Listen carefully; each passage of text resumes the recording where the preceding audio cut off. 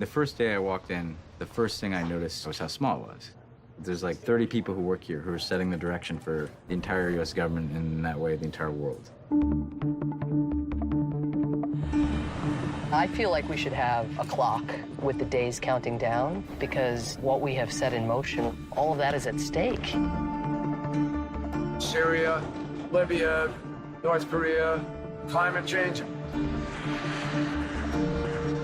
We have about as full of an agenda as any administration has ever had.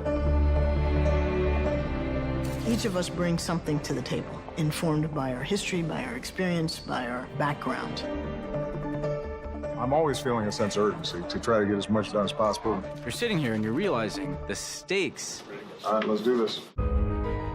What's happening in Syria is beyond frustrating. It was a dark, devastating day. I will never stop trying to stop the war if there's a chance of finding a way forward.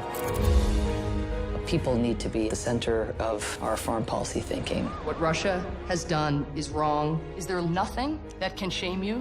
You know, she sustains that original idealism around our ability to save lives and make things better.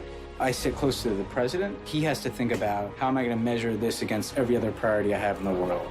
We've got to make sure it'll be harder to dismantle in the event that we take a different turn.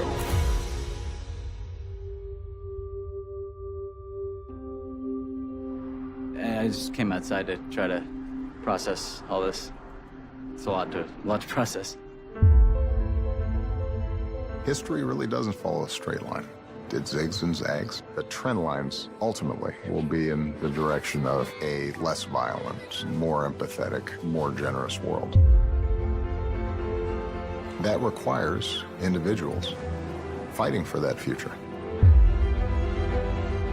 I still believe the most important office in any country is not president or prime minister. The most important title is citizen.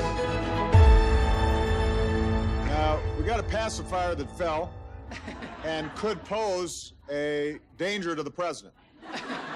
There you go.